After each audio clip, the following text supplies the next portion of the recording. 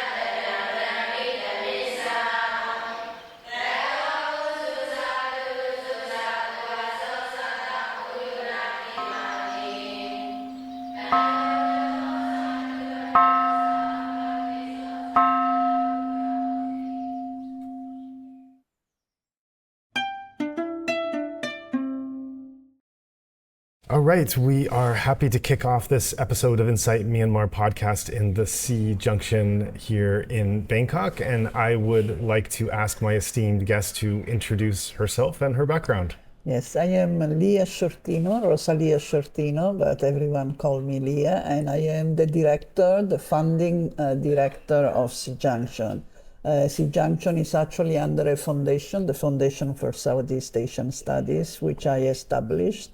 And its the main activity is SEA Junction as a public venue to better understand what is happening in Southeast Asia. Thank you for that. And before we get into what kinds of events and mission of your organization, can you tell a bit about yourself and how you came to care about Myanmar and be involved in this cause?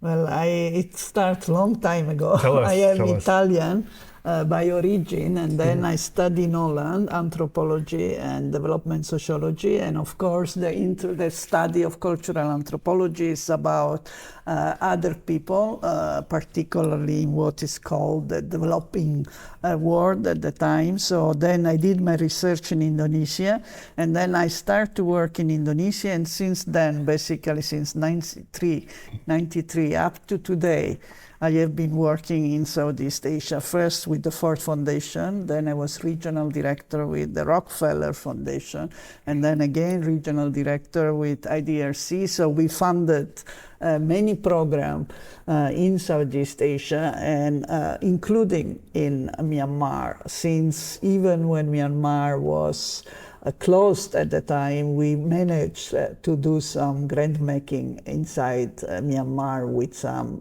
partner. And later on, of course, when it opened up, we also participated in that, funding different kind of program related to health, education, agriculture, gender, etc. So you've had a long-standing personal relationship with Myanmar, even though you've been experienced in the overall Southeast Asian region. Yeah. What about Myanmar, particularly among all these countries, has pulled at you in such a way? Well, because as I say, I started to work when I was with the regional director, and we had a program on the Mekong region, and it was important. The focus of the program was on transnational issue. So to deal with transnational issue now, like in the past, it's important to include all members of the Mekong region, and of course, Myanmar is a very important part of that area, that geographic area, which at the time was, as I say, there was the embargo, so it was quite difficult, particularly for US Foundation, to to have program in that area, and maybe that challenge already stimulated us to focus on that. We were interested on issue of migration, of trafficking, of cross-border health, even if at the time, even before SARS and avian flu, we start to give attention to those issues. So we also funded a network of groups working on communicable disease, and that included also people from the Ministry of Health, who now are the front line of the civil disobedience movement. So in 20 years, I had the pleasure to see many things develop, not always for the better, but this is the privilege when you stay for a long time in the region. So the challenge of Myanmar, the issue of fight for democracy, is something which has always been of interest and passion, and I believe in social justice and this kind of issues, social justice in all its manifestations. So for sure, Myanmar deserves particular attention for this, but also because of the culture, the people, etc., is also fascinating. It's not the country I know the most, I knew the most. Now in these years, of course, with SEA Junction, we have done a lot of programs, so I have come to know more and more. I start as Indonesian specialist, so now I worry a lot about what is happening in Indonesia also, but this interest for how democracy develop, how civil society develop, has been core to my work as well as my interest.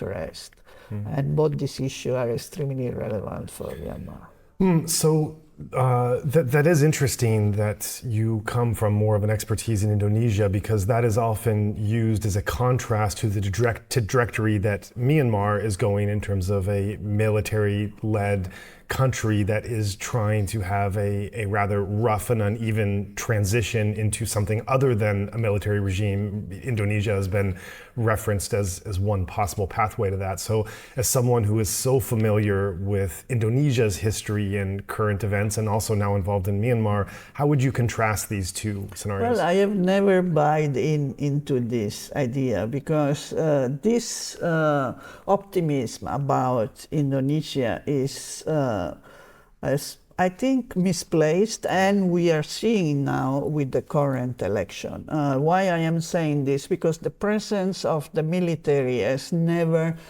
been really dealt with. So the issue of impunity, unfortunately, is very present in Indonesia, as is present in Thailand, as is present in Myanmar, and that is part of the problem, that these countries have never dealt with their past, have never brought justice to the victims of abuses. And Indonesia has many abuses. Starting from 1965, there was a mass killing of people accused of being communists.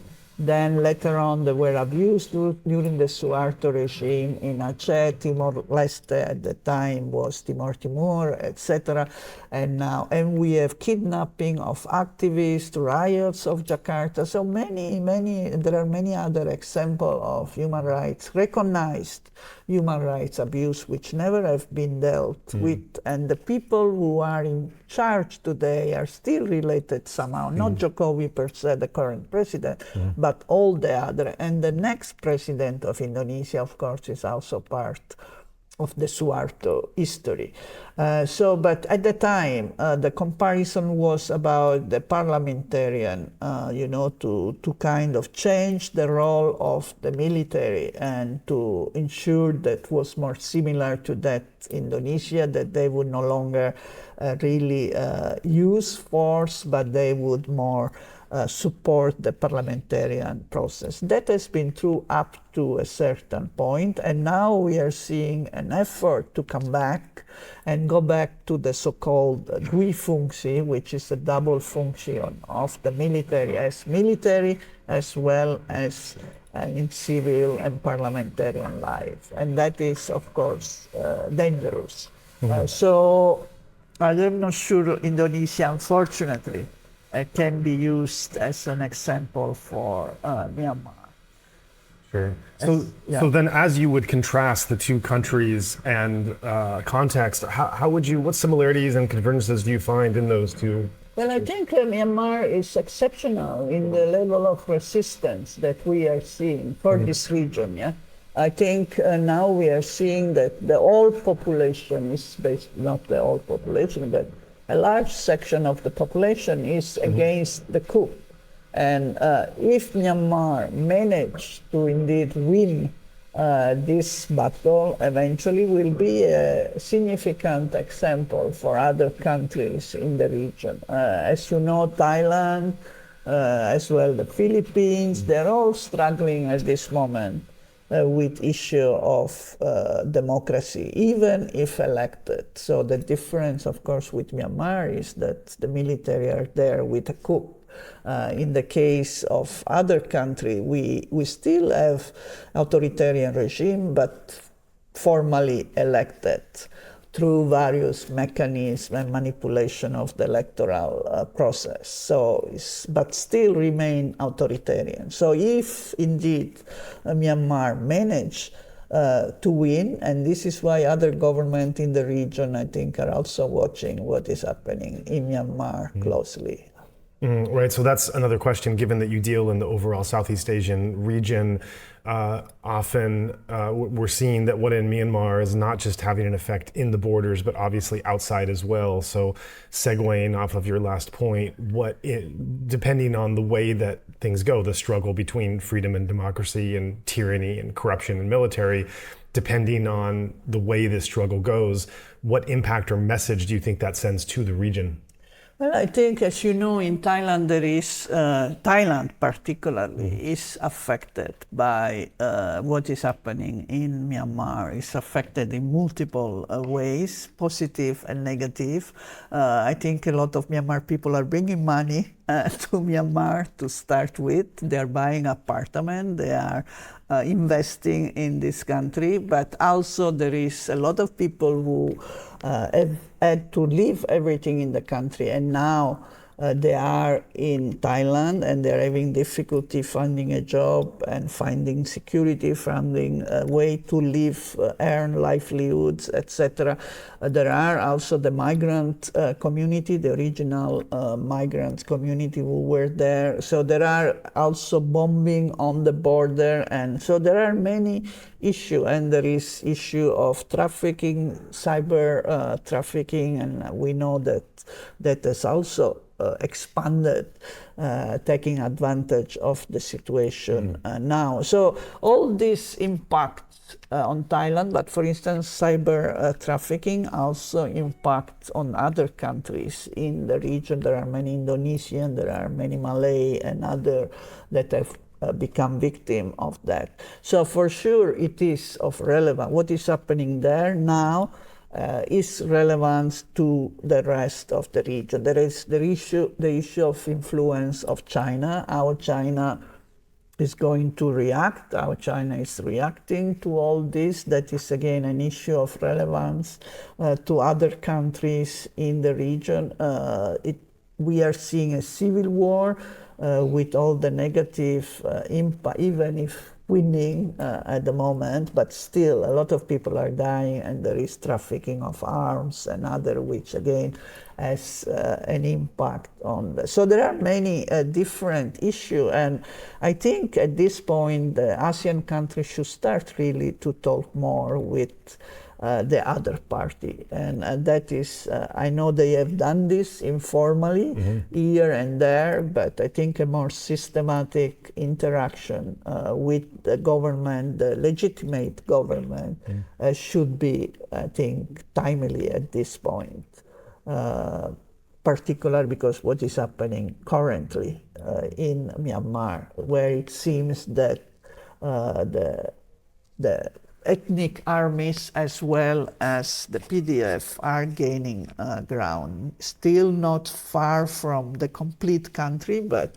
there are areas that are now under the control of the ethnic armies and the PDF. So that is time to start to have a dialogue. So that is one, let's say, negative impact from the government point of view. From the other government point of view. The other one is what I say, for civil society movements and movement for democracy, they can see this as a positive development because, as I say, if the democracy movement win in Myanmar, that will be important for the other countries too. Yeah.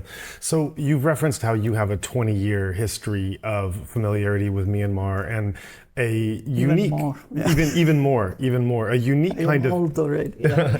a unique kind of familiarity that is not just paying attention in a passive way to the events, but funding all kinds of programs throughout that time and watching what's possible and the impact and from generation to generation. And you referenced how you've seen the changes, both good and bad, over this cycle. So I wonder if you can go into your relationship with the country and what kinds of changes and transformations of both kinds you've seen from the start of your relationship until today. Yeah, first of all, I think that we have interacted with people that always believed in the values of democracy as well as social justice, gender justice, etc. These are the group that were funded, as I say, a part of regional networks. So I have always had the privilege to really interact with people that even in constraints condition that was before the opening up of the country, they were already committed to many of the issues that we are talking today. And from that, then I have seen them, the hope that the new government would bring. I remember I went, at the time I was the regional director for IDRC, and we went with the Canadian ambassador to Bangkok and my vice president and other people in a mission to Myanmar to see, because as you know, the Western countries were very eager to come back to Myanmar, and they also shared the hope that Myanmar would be develop gradually into a full democracy. And so I had the honor to be part of that in a small way of seeing how this eagerness, although there were always voices, as you know, that say that was premature, that we couldn't believe the military, we couldn't believe the openness, but I think in the end it was convenient for many to believe that this was going to happen. And indeed, in the beginning, it seemed that was going to happen. Then the next phase, if I can rush through, was when I was no longer as funder, but SEA Junction, and that is when the Rohingya exodus happened. And actually, the first event of SEA Junction, when it was established almost 7 years ago, was about Myanmar, by chance. And that was about the pipeline that was being built and all the controversy about Chinese role in Myanmar, etc. That was the first, but the second was big event was about the exodus of the Rohingya. We did a number of photo exhibition and other related to, so that was, of course, in my view, a sad moment, because then is when ethnic tensions, which we know are everywhere in the countries of Southeast Asia and even in Europe, unfortunately, but there clearly we saw how horrible is when this tension win, and how even Aung Suu Kyi was not able really to play a role in the defense of the Rohingya minority, and many still went along with saying that they were not Rohingya, they were Bengali. I think that was a general feeling in the country as well, unfortunately, among many international organizations that were willing to go along with the Myanmar government and not call the Rohingya and all this, just to be able to work into the country. So that, I think, was already a sign of disease or malaise of the society as such, and I think in the end also it weakened Aung San Suu Kyi in the sense, as we see now, that she doesn't have the support that she would have had from the international community. otherwise. And then, of course, the last stage of the position of the military, that clearly now we are seeing the coup since 3 years. So I have gone through all this in a sense, in different role, interacted with Myanmar people, Myanmar organization, Myanmar donor, UN, etc., and as well as academic community through this long period, and seen of, this is I think a privilege of being elderly, right? I mean, you see how these faces change, and if, of course, Myanmar did it one time, they can do it another time. That is the optimist view. But of course, we are also aware, I think like you are aware, that the challenge ahead are many in terms of ethnic. For instance, now the Arakan Army victory, what it implies for the Rohingya, what it will imply. That are issues that needs to be watched out. So in that time of watching the trajectory and movement of Myanmar these last several decades, looking at now in 2024, what would you say has changed and what has stayed the same? Yeah, unfortunately, as you know, the military are still there. That is a constant. Although there was the hope that they would eliminate at some point, but they have never really, as you know, the parliament was controlled by the military, which, by the way, was a Sciortino, was an Indonesian creation. I mean, Indonesia during Sciortino, the majority was with the military. They had a certain number of seats. It's only later on that those seats were eliminated. So that was very much in line with what Indonesia had done in the past. So still there was pseudo-democracy or a semi-democracy at the time, but of course there was hope. But the military were still there. So I would say this is a constant. The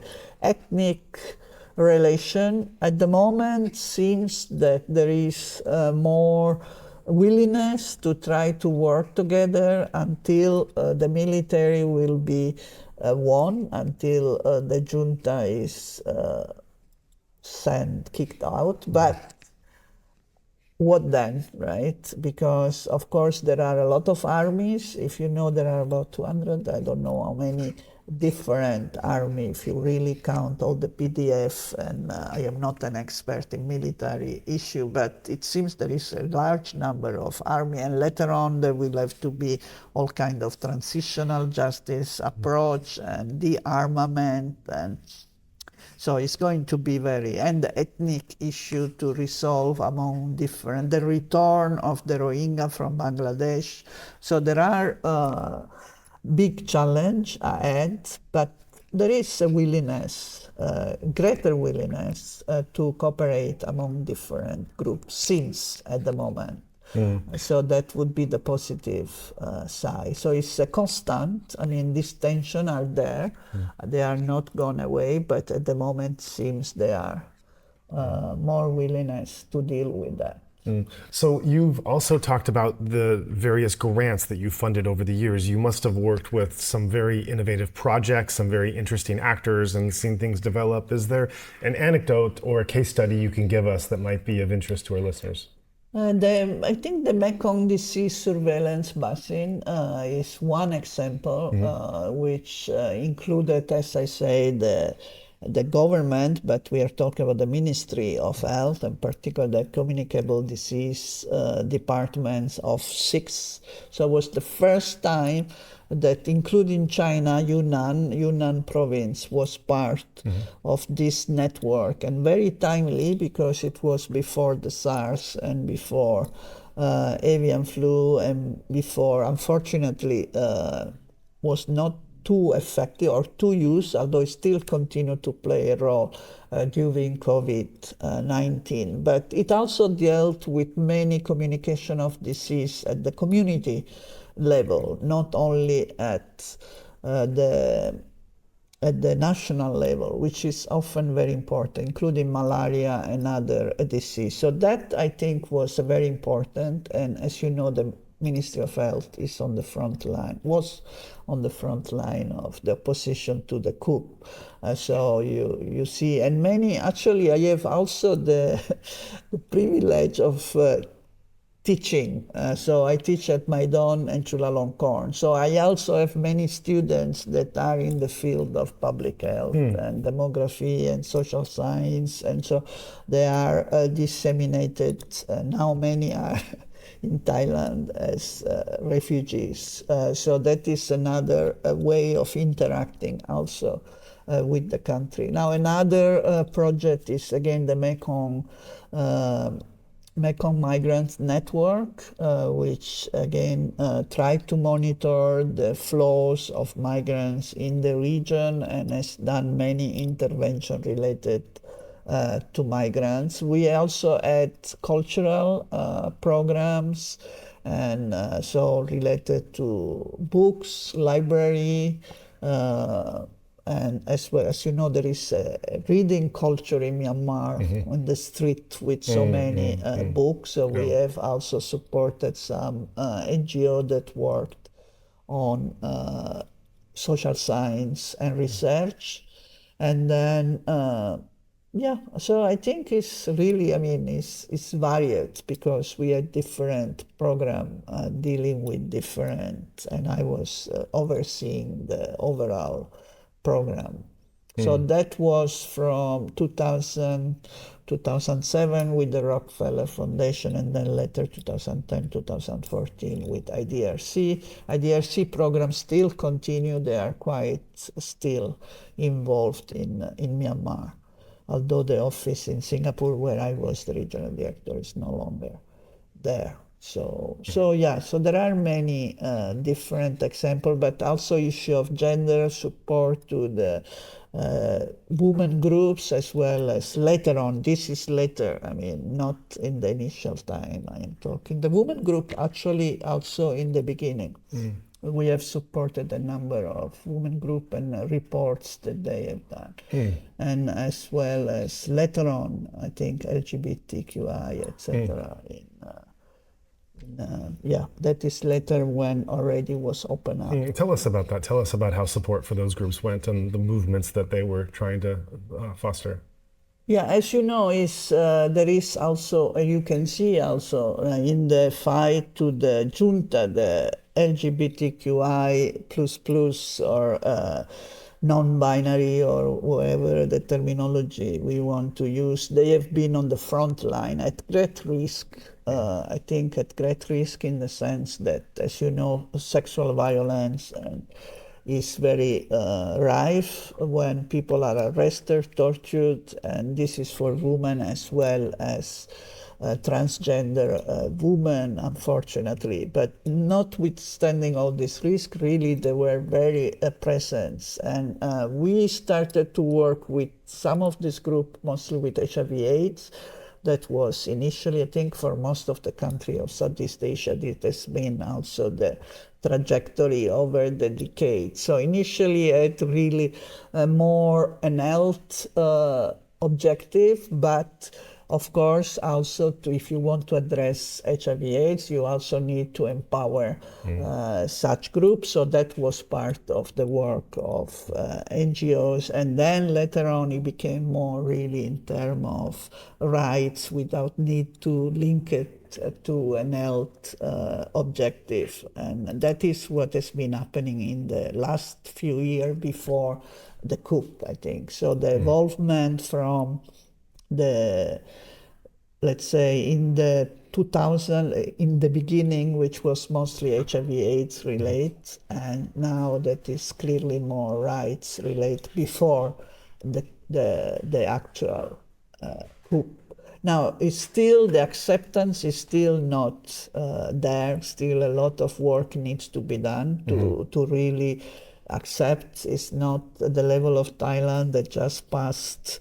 I think Thailand and Vietnam, actually. Vietnam is also quite advanced in terms of civil union, although I am not sure in the practice how far it is implemented. But Myanmar is still a process, is still not fully inclusion, but I think there has been work done before the coup happened, and we can see from how organized they were during the opposition to the junta. And how have you seen that growth of gender equality, feminism, rights for people of different sexual orientations? You mentioned that's a more recent development, and you have an institutional history in Myanmar going back many years and decades. So how did you see the growth of those concepts and values starting to grow? Yeah, here we have done, so yeah, because I'm talking about different periods, sometimes is, but recently with SEA Junction we have done, for instance, an event on manuals, which was in collaboration with Salween Institute, as well as the Women Federation of Burma. And that clearly was focusing on the fact that even in the democracy movement, still there are issues of not full participation. A small example, I mean, manual is not the most important things. It's panel that are all of men, right? This is what, but it's a symbol, it's a reflection that still equity is not fully implemented even within the democracy movement. But the good things, I mean, this is, of course, it's a process. So all over the world, still we are not about full equality or full inclusion, but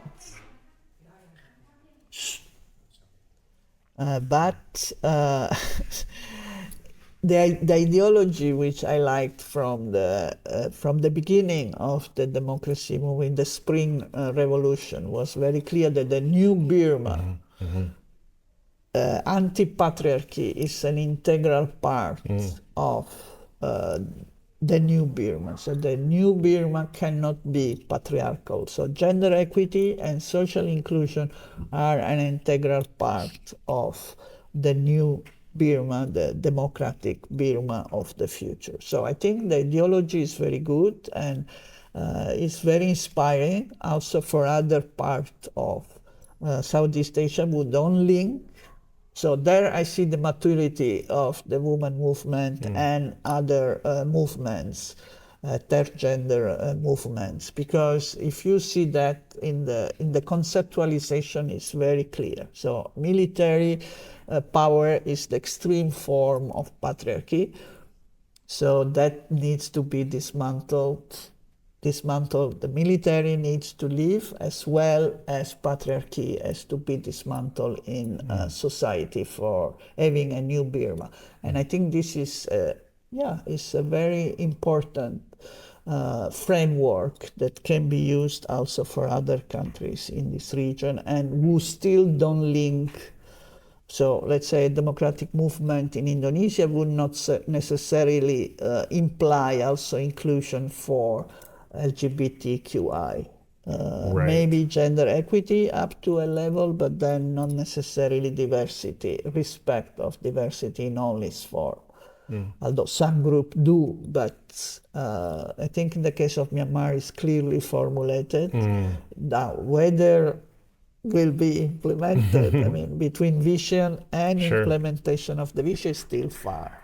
But you've seen signs of good progress towards now. I have seen something of a sea change. The women movement is very strong. Actually, I was in Chiang Mai in one of these seminar recently, and if you see, there was one speaker, Dr. Mar, who showed the history of the women in Myanmar. It goes back to even until the colonial time, and then during the war, the Second World War, there were women on the front line. There was the suffragette movements, feminist movement in Myanmar. So if you see, the history is still there, but as usual, the women history is always kind of cover up and not many know about. But if you start to study about them, you will see that actually there has always been feminist movement in Myanmar. Is not coming from Western country necessarily, and nowadays are very strong.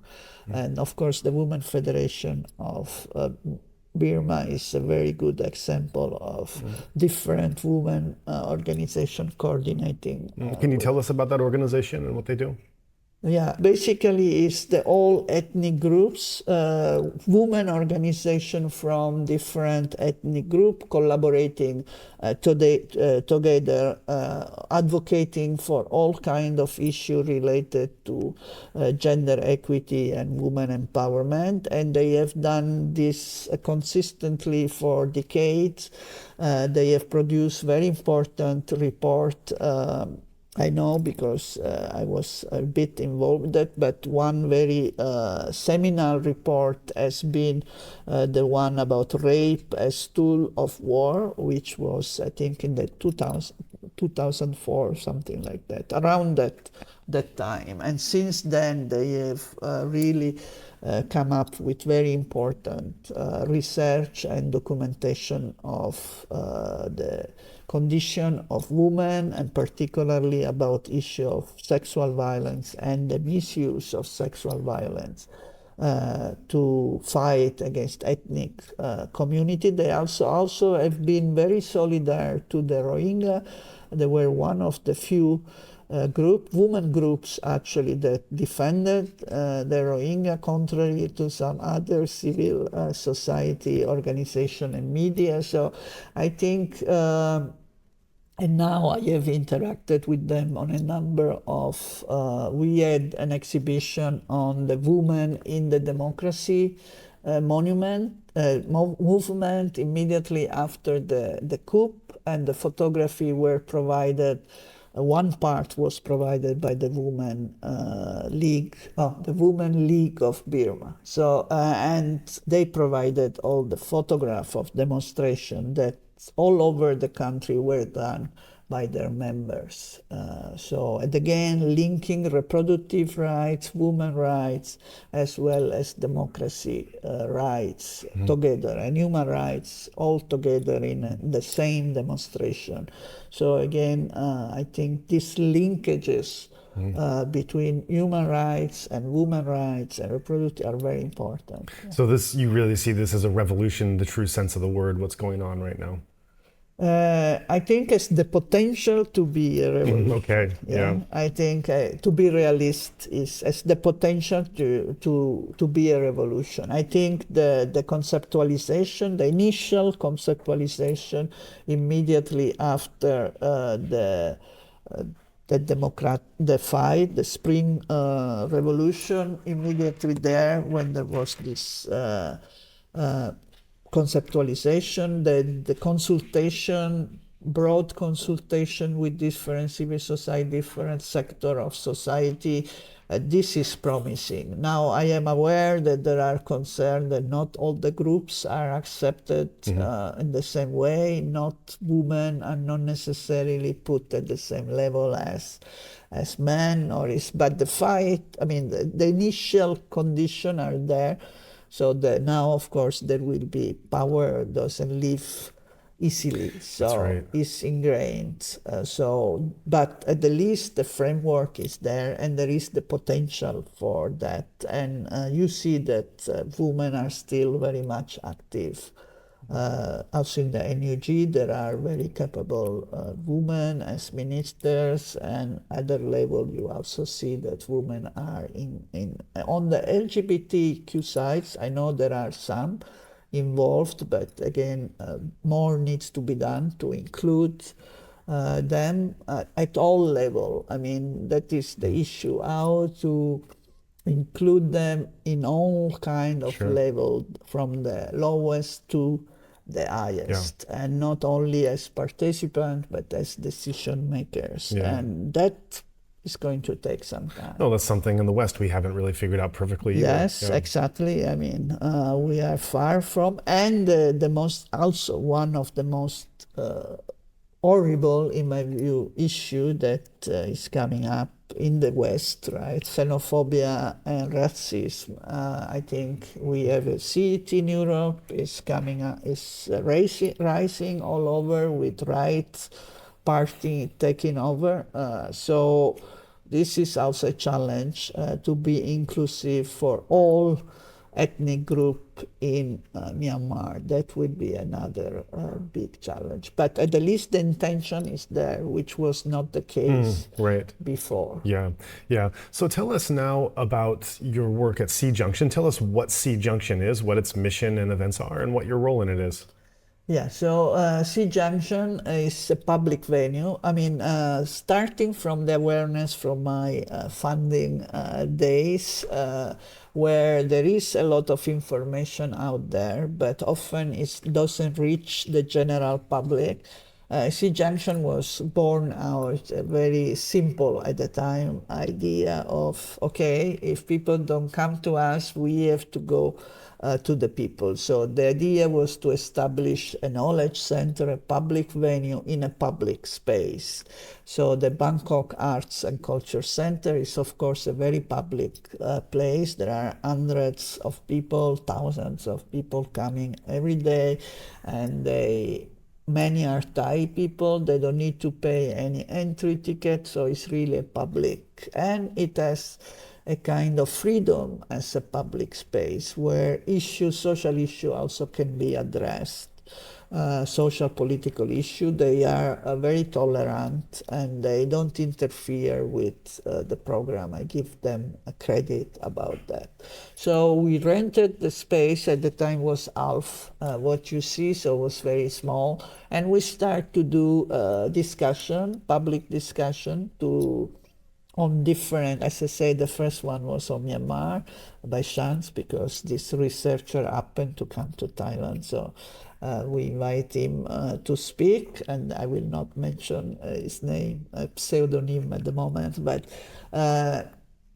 more and more we start to do event, and then we start to do also exhibition using the space that you see around. So not only inside our space, but also using the ACC space. And art exhibition, as well as photo exhibition, I think are extremely powerful to reach a general public that don't know much about the situation and also have some empathy for, so not only the mind is moved, but also hopefully also the awareness and the empathy of the people that see it is stimulated.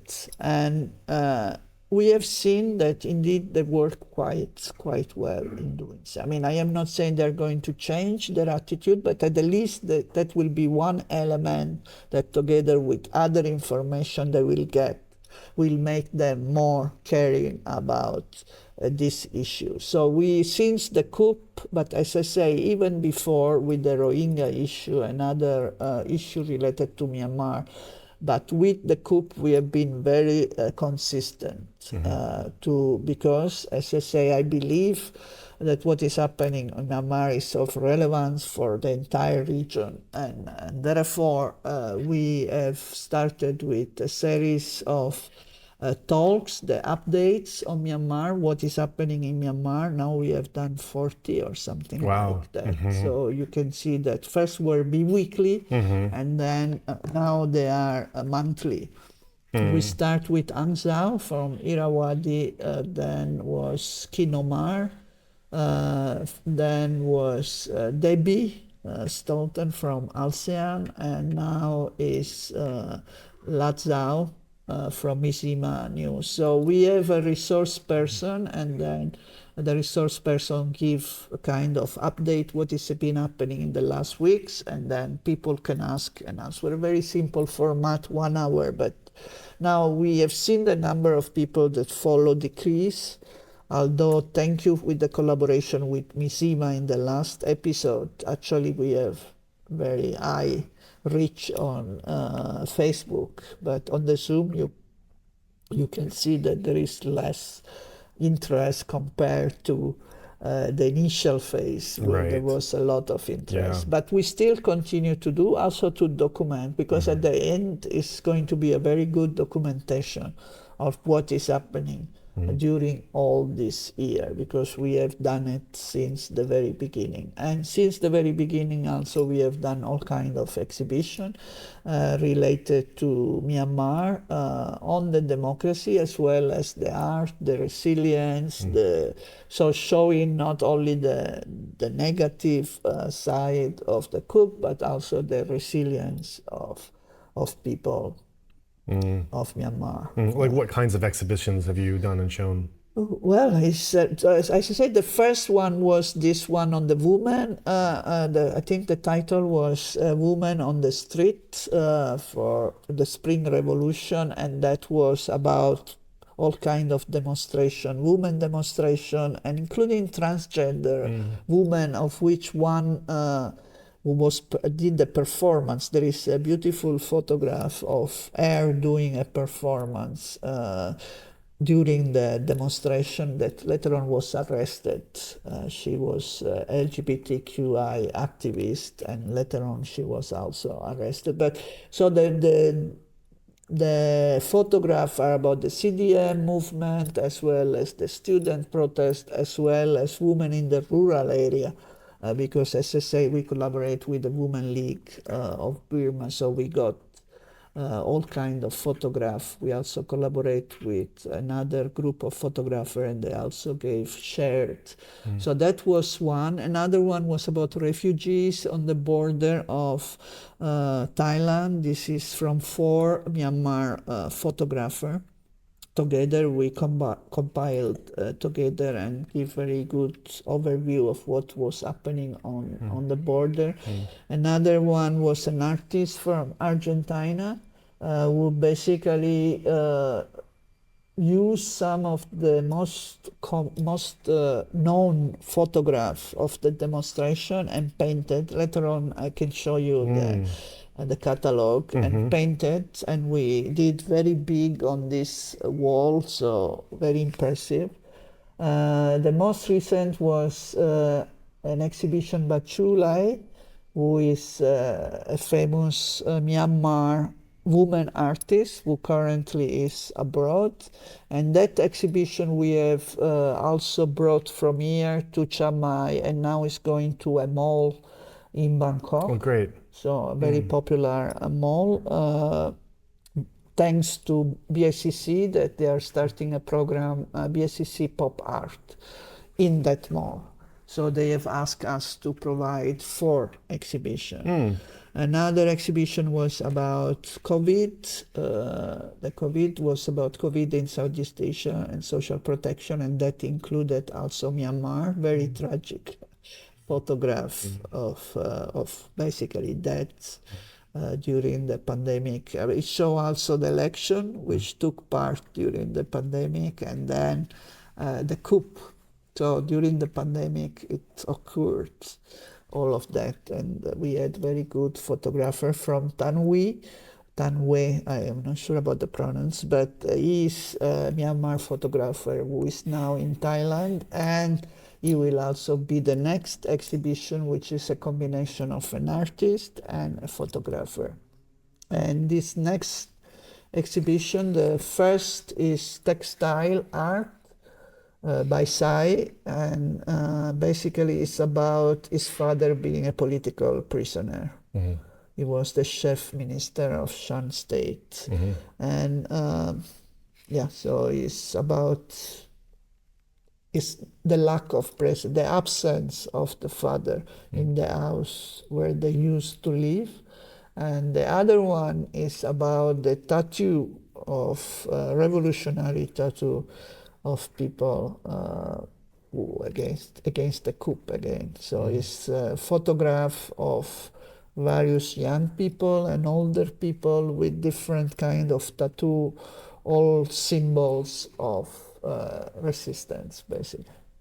So your work is mainly based in Bangkok and in Thailand. You also have events. So how would you characterize living in Thailand and knowing what's going on in Myanmar, the understanding or reception or interest among Thai people and people in this region to the crisis in Myanmar next door? Yeah, I think we also do exhibitions sometime when we can afford. We have brought some of the exhibition to other parts of Southeast Asia, and including one time also in Nairobi with a UN event. We had an exhibition on textile art from Africa and Asia combined on sexual and reproductive health. So our kind of exhibition is always art, but for social change, so to characterize or for political change. It always has some kind of issues behind. It's not pure art, so to say. So it's social art or protest art. It has been defined in many different ways. So going back to your question, Thailand, compared to the other country, know much more about what is happening in Myanmar. Unfortunately, in other countries still, there is a lack of awareness, but not only in other countries. I was in New York recently, and yeah, if you talk with people, they don't, I mean, the mind is now Gaza, and of course Gaza is a major issue. It's really a genocide. To be what is happening is intolerable, really. But it doesn't take away that also other issues should be taken into account, but people don't seem really to know much about what is happening in Myanmar. Now that is the people I interact with are people who you could say have a certain education, have a certain they are engaged in international issues. They are often connected to the United Nations and other international organizations, but still, I found it, depressing a little bit that so little. They know that there is trouble. They know that there is a coup, but still it's not really on their radar, so to say. Now in Southeast Asia, I think it's a similar situation. For the Rohingya, there is more awareness, but it's often seen as a problem for the region because, I'm sure you follow the news, like Indonesia now is not as accepting as it used to be towards the Rohingya, so there are people demonstrating against them. Malaysia is also at the moment stopped all kind of acceptance of migrants, and Thailand, of course, don't want have Rohingya migrants on the boat, so they let them go to far with great risk. So often that is an issue that they know more than the all rest of what is happening in Myanmar now. There are, of course, civil society groups who care a lot and who try their best to promote, but it's not an issue that come up. For instance, in the presidential debate in Indonesia recently, there was not on foreign. There was like on foreign affairs. There was not much about what is happening in Myanmar and what ASEAN should do, or. But of course, Indonesia is very inside looking, I mean, being such a big country. But I think more needs to be done to really educate the public about. So something like we are doing here should be done also in other area, in other countries to really, because at the end, ASEAN, as you know, is useless is not a good way to define, but it has not been. It has not been, and there are concerns now that they would start to accept representative of Myanmar. Already, the Minister of Foreign Affairs, and then of course they will try to re-include again Myanmar as if nothing is happening. And I think there needs to be pressure from civil society groups and from other part of the population. Now in Thailand, finally, I think they're starting to pay, at the political level, they're starting to pay more attention to what is happening, mostly because of concern with the conscription in Myanmar, and that may imply more people coming into Thailand, and they have an ambiguous attitude toward that. On one side, they don't want, on the other side, the benefit also from. So it's a mixed attitude, but so far they have done no special policy to include, I think it's maybe time also to think about what kind of policy that can give a special status to all these young people coming from Myanmar, so that it's easier for them to live in Thailand.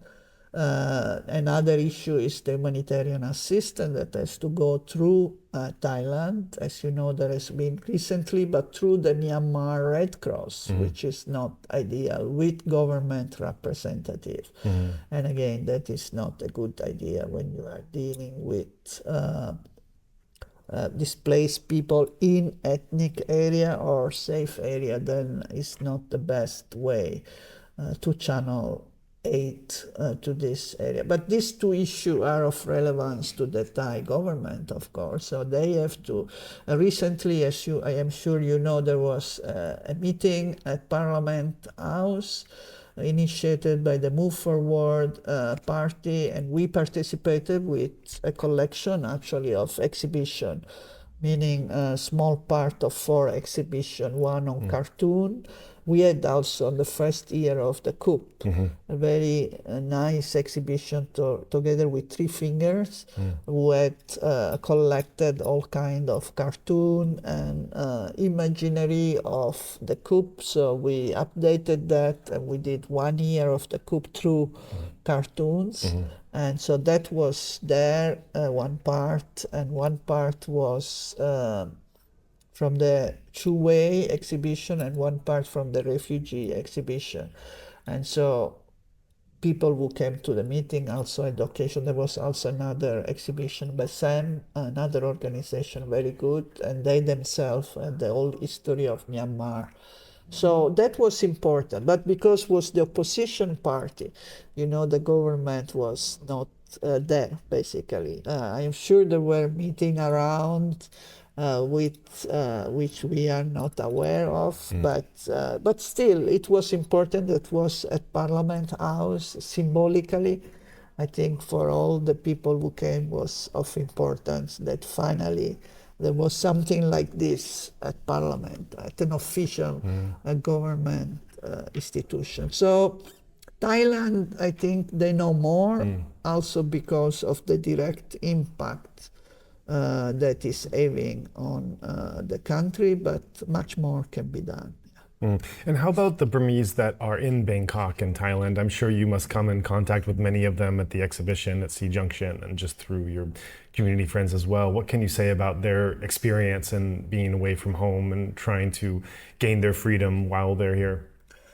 Yeah, as you know, there are different kind of, the people that come from Myanmar, there are many different communities, right? I mean, you have the migrants who were already here, but they also have been very heavily involved in the struggle for democracy by sending remittance, as well as demonstrating in front of the UN at great risk for them, because they are temporary in Thailand, so they can be also sent back anytime, and they continue to be active in the movement. But then there are the political the political activists that are very well recognized and that probably are going to be relocated to a third country whenever Thailand gives permission for them to relocate. Then there are many CDMer that are mostly Mai Sot or Chiang Mai. And then there are all kinds of other people who came here by flight, and they are studying or they are trying to find some other ways of surviving in Thailand. So the experience are not the same for everyone, depending on your finances, depending on your political status, so to say, you have different level of acceptance in Thai society. I must say, in general, from the point of view of people, they are quite. What they themselves would say is that from the point of view of people-to-people relation is quite okay. It's quite okay. At least this is what. Of course, there is always some discrimination, but that is mostly, I think, from organization or other more structural institute rather than individual per se, in the sense of course, some are again profiting from, right? I mean, the price of the house, in the rent, in the areas where there are a lot of refugees or newcomers. The newcomers, as they are called, maybe goes up, and at the same time there is a lot of extra food now, offer of food. So I mean, many of them are integrated. I saw in Chiang Mai, for instance, is quite integrated into the daily life. Maybe it's not the case in Bangkok as a big city, but in Chiang Mai and Mae Sot, of course, Mae Sot is very, very Burmese, right, in many regards. But still, there are issues of not easy for them to live far from the family. That is one big issue. They have concern about the safety of the family. For those more political, I think they worry about the family. They also worry about being identified. So here also, we also have to remind people that everything is broadcast. So if they have concern about, but it's a dilemma, you know, they not want to be seen, but at the same time also want to be identified for the work that they do or the art that they do. So it's always, not easy also to make a choice whether you want to be seen or not seen. Now, I think in the first year, of course, there was a lot of optimism that they could go back soon. And now is they cannot go back soon. So that is, I think for some, is quite depressing. There have been some Burmese that have expressed to me that they have this fear that they're turning into the 88 generation, that the 88 generation thought they were on the cusp of a victory, and then things got a bit scary and dangerous, and so then they went abroad thinking that it was a temporary thing, and then they stayed there several decades and raised families and had to settle in new places. And I've heard people in this generation have a growing fear that what they see is just kind of a temporary reprieve somewhere else to commit themselves fully to winning back their freedom. That what if this becomes decades and suddenly they find themselves not going back for 20 years to their home soil? Yeah, I think this is a real fear for some of them. I also see some optimism of the situation is going to change. I mean, many follow the news very closely, and then every small things that happen is or a sign of depression or a sign of optimism. Of, like the conscription, of course, is making many worry because they have family and friends and others and that age group. So that is a very big, has been a very big. At the same time, whenever there is a victory of ethnic groups, or then immediately they see it as, oh, this year is going to happen and we are going to go back. But it's now 3 years and you can see the mood has changed. Really? Compared to the first year when there was really the optimism that would be a quick. But that's interesting. The realization that no, it's not so quick. Yeah, but it's interesting though, because there was an optimism then, but the news in some ways has actually gotten better. I mean, most people, I mean, as terrible and as awful as those atrocities are, you are hearing more and more analysts come out and say that the pathway to victory is getting slimmer and slimmer for the military, and looking, we don't know how long or how bloody it's going to take, but looking better for the resistance. And so it is interesting that as the prognosis starts to improve, just the duration of time, the sacrifice, the exhaustion, the trauma, and everything else does lead to a lessening of the mood, which would make sense. Yeah, I mean, I think we need to also realize many of the people that are now outside were not politically. That's true. They are not the same as the activists necessarily. I mean, some of them were just normal people, normal students, or normal people who simply enjoy the period of freedom, and they didn't want to go back to what was before. But they had not a political history or a history of activism, and many of the ones who demonstrated on the street were in that category. I meet many of them, especially in the beginning. There were many who would come here because they know there is activity on Myanmar and they want to volunteer, and we are grateful to all those who helped us also with activity, at the same time as a place where they could interact with other people in there. And not everyone had, so this is why I was saying there are many different communities. Some who really has an history of democratic work, or work with NGO, work for interfaith, work for women's rights, work for etc. But many of, even among the CDMers, many are not necessarily political as the same way. So the expectation was also, maybe at the beginning with the demonstration, they expected that was enough. And when they turned, because there was the phase, right? If you see the history of the demonstration, the first day was a lot of creativity and art and I mean, when we have all these comics and fantastic creativity, but then it started to turn bloody.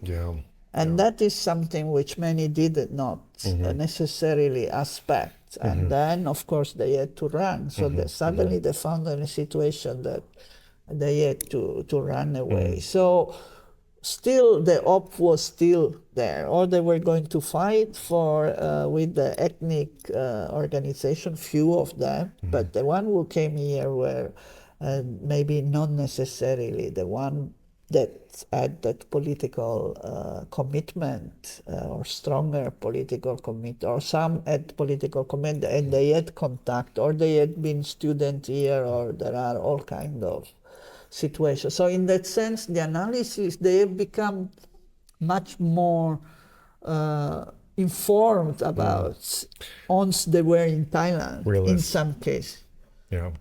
In some case, in terms of analysis of the political situation. Realities really hit home. The reality as well as their intelligence, in terms of really intelligence of security issue, of military issues, of a political issue, of the history of Myanmar, etc. Many of them really became very knowledgeable while now in these 3 years that they are here. I see. It's just, you can't say enough about what they're doing. You know, just this professional, brutal military, that they are being so innovative, so creative, showing signs of solidarity and making such sacrifices, and committing to these ideals that are held in around the world, and yet not receiving any support really from those countries that hold those ideals sacred, or from the media, international media, and representing what they're doing. And instead, the same time, the bad guys are getting supports from all the usual bad actors. And it's just an extraordinary and inspiring human drama that's playing out in front of us. That's why, as with you, our platform is also trying to continue to give it that attention and humanity that it deserves. But it is hard. It is hard to go outside that bubble, and we try every day with the work that we do and the interviews and the guests and the topics that we bring on to just reach one new listener, one new person, show them why this is something that they should care about, not as a guilt trip that don't you know that people are suffering and you have a duty to, no one likes that, and that approach never works, but something as if you are concerned about certain issues of humanity, we can go anything, LGBT, gender equality, environmental degradation, engage Buddhism, natural resources, police brutality, relations with minorities and majorities. You can look at any lens, poetry in the face of tyranny, hip hop, cinematography, any of these lenses you can go through. And if you care about these features and these topics, they are happening right now in Myanmar in the most extreme of cases with the highest stakes possible, and people putting their lives on their line for these ideals, whichever of those ideals they are. Yeah, I mean, it's, but on the other side, yeah, you see, I just wrote this article, but it's in French, on individual funding of, because that is another interest of mine, funding streams and clearly, all this revolution is funded primarily by individuals, Burmese individuals, and that is quite exceptional again. So because of the international community being so absent, of course there are some donors who still keep funding, but it's decreasing, and because again priority are many and mixed. But there are few, but the majority of the funding, including for the armed struggle, which donor would not fund necessarily because they have limitation on what they can fund. Sure.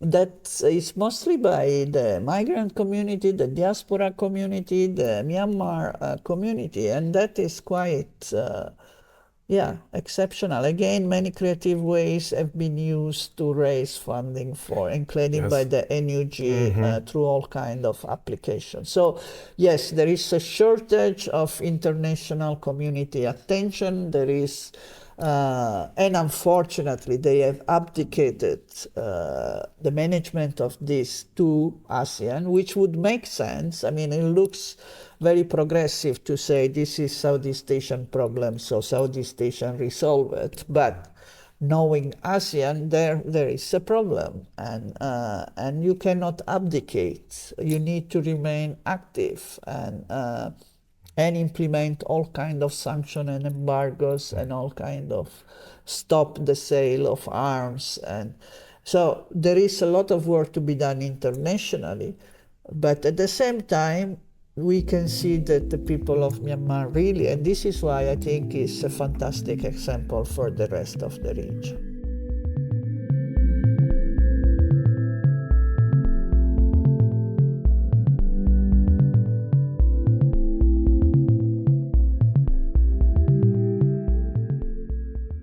We want to take a moment to introduce you to our nonprofit Better Burma's online shop, which features handicrafts sourced from artisan communities scattered throughout Myanmar. Far from being mass-produced knockoffs, the pieces we offer are unique and handmade, reflecting the wide diversity of different peoples found throughout the country. When Myanmar experienced its transition period, moving from democracy in the late 2010s after decades of harsh military dictatorship, many Burmese craftspeople hoped their beautiful work could finally be appreciated beyond the country. When Myanmar experienced its transition period, moving towards democracy in the late 2010s after decades of harsh military dictatorship, many Burmese craftspeople hoped their beautiful work could finally be appreciated beyond the country's borders. But sadly, this was not to be so. Following the military coup, many skilled artisans suddenly found all possibility of continuing their livelihood closed off and began struggling just to feed their families. With this in mind, we prioritize working with artisans from disadvantaged and vulnerable backgrounds because we know just how hard it can be to survive at the margins of society in Myanmar. This includes such people as those with disabilities, mothers who have contracted HIV/AIDS, civil servants on CDM, ethnic and religious minorities, and more. To view these wonderful pieces, please visit alokacrafts.com. That's Aloka, A-L-O-K-A, crafts, C-R-A-F-T-S, one word, alokacrafts.com. Otherwise, please consider a donation through our usual channels. If you would like to join in our mission to support those in Myanmar who are being impacted by the military coup, we welcome your contribution in any form, currency, or transfer method. Your donation will go on to support a wide range of humanitarian and media missions, aiding those local communities who need it most. Donations are directed to such causes as the Civil Disobedience Movement, CDM, families of deceased victims, internally displaced person IDP camps, food for impoverished communities, military defection campaigns, undercover journalists, refugee camps, monasteries and nunneries, education initiatives, the purchasing of protective equipment and medical supplies, COVID relief, and more. We also make sure that our donation fund supports a diverse range of religious and ethnic groups across the country. We invite you to visit our website to learn more about past projects as well as upcoming needs.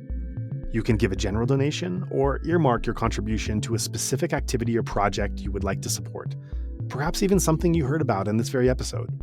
All of this humanitarian work is carried out by our nonprofit mission, Better Burma.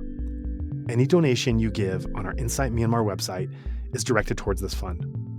Alternatively, you can also visit the Better Burma website, betterburma.org, and donate directly there. In either case, your donation goes to the same cause, and both websites accept credit card. You can also give via PayPal by going to paypal.me/betterburma. Additionally, we can take donations through Patreon, Venmo, GoFundMe, and Cash App. Simply search Better Burma on each platform and you'll find our account.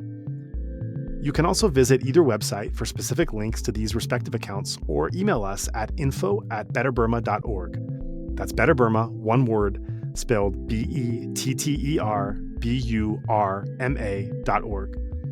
If you would like to give it another way, please contact us.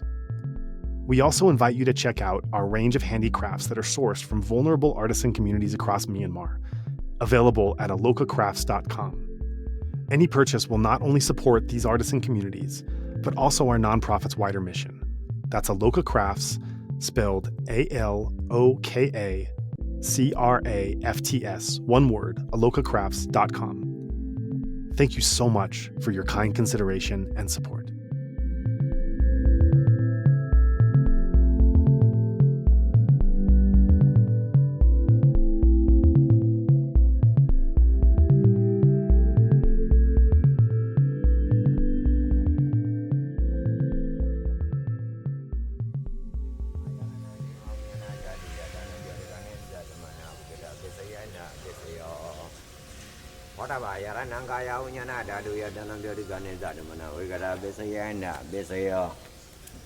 Oba yarananda dayananga yaranaya dayanam boda yaranam